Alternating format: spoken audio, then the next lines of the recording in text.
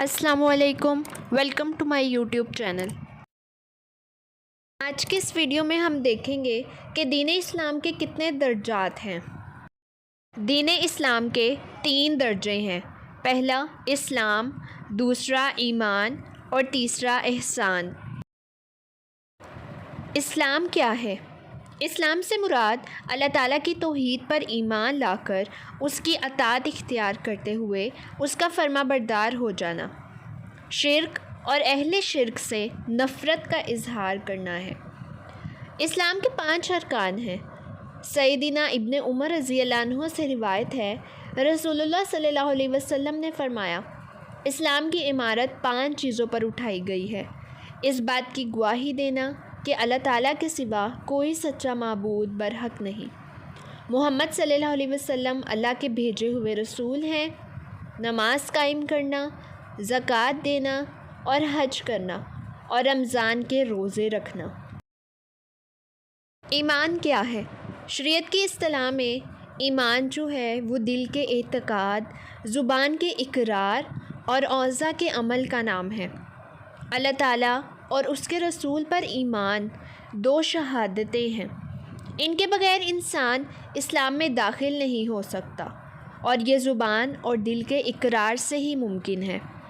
ایمان میں عمل بھی شامل ہے، اور عمل سے مراد ہے کہ دل، زبان اور اعضاء کا عمل ہے۔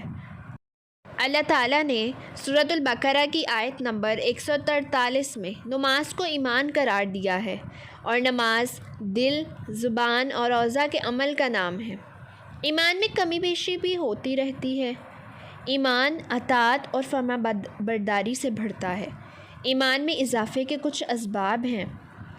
اللہ تعالیٰ کے اسماء و صفات کا فہم حاصل کرنا، اللہ تعالیٰ کی کتاب قرآن مجید اور سنت رسول صلی اللہ علیہ وسلم کا علم حاصل کرنا اور اس کے مطابق عمل کرنا، قرآن کی تلاوت اور اس میں غور و فکر کرنا، حدیث اور سیرت رسول صلی اللہ علیہ وسلم کا علم حاصل کرنا، رسول اللہ صلی اللہ علیہ وسلم کی سنت کی اتباع کرنا، اللہ تعالیٰ کی مخلوقات میں غور و فکر کرنا، اللہ تعالیٰ کا کثرت سے ذکر کرنا اور دعائیں مانگنا، کثرت سے نوافل ادا کرنا، تمام عبادات پر مضبوطی سے جمے رہنا، حق اور صبر کی تلقین کرنا، اسلامی عقائد کی حقیقت اور اخلاقیات پر غور و فکر کرنا اور انہیں اپنانا، علمی مجالس میں شرکت کرنا، صالحین کی صحبت اختیار کرنا، کافرانہ کاموں اور کبیرہ گناہوں سے دور رہنا،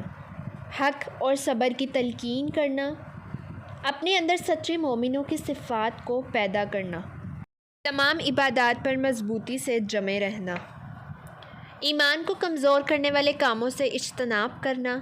ایمان گناہ اور معصیت سے گھٹتا ہے، کسی بوسیدہ کپڑے کی طرح پرانا ہو جاتا ہے۔ ایمان میں کمی کے بھی کچھ چند اہم اسباب ہیں۔ دین سے اعراض کرنا، غفلت کرنا، گناہوں اور نافرمانیوں کا ارتکاب، دینی علوم سے جہالت، نفس کی بری خواہشات کی پیروی کرنا، دنیا کی محبت اور اس کی زینت کی طرف مائل ہونا، برے لوگوں کو دوست بنا لینا، شیطانی کاموں میں رغبت، اور اہل ایمان آپس میں برابر نہیں ہوتے۔ اس کے بارے میں اللہ تعالیٰ نے قرآن میں ذکر کیا ہے، چنانچہ ان میں سے کوئی اپنے نفس پر ظلم کرنے والا ہے، اور ان میں سے کوئی میانہ روی اور کوئی اللہ تعالیٰ کے حکم سے نیکیوں میں آگے نکل جانے والا ہے۔ امام ابن تیمیہ رحمۃ اللہ کا قول ہے، جب ایمان اور اسلام کا اکٹھے ذکر ہو تو ان میں فرق ہوتا ہے۔ ایسی صورت میں ایمان سے مراد اعتقادات اور باطنی اعمال ہیں، اور اسلام سے مراد ظاہری اعمال ہوتے ہیں۔ جب دونوں کا الگ الگ ذکر ہو تو ہر ایک سے دونوں ہی مراد ہوتے ہیں، یعنی اکیلے ایمان کا ذکر ہو تو اسلام بھی شامل ہوگا، کیونکہ ظاہری اعمال کی ایمان کے بغیر تو کوئی حیثیت ہی نہیں ہے۔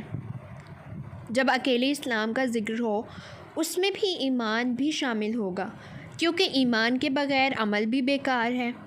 در حقیقت ایمان اور اسلام دونوں ایک دوسرے کے ساتھ ایسے ہی لازم و ملزوم ہیں جیسے کہ درخت کا ظاہری حصہ اپنی جڑ سے یا بدن اپنی روح سے لازم و ملزوم ہوتا ہے۔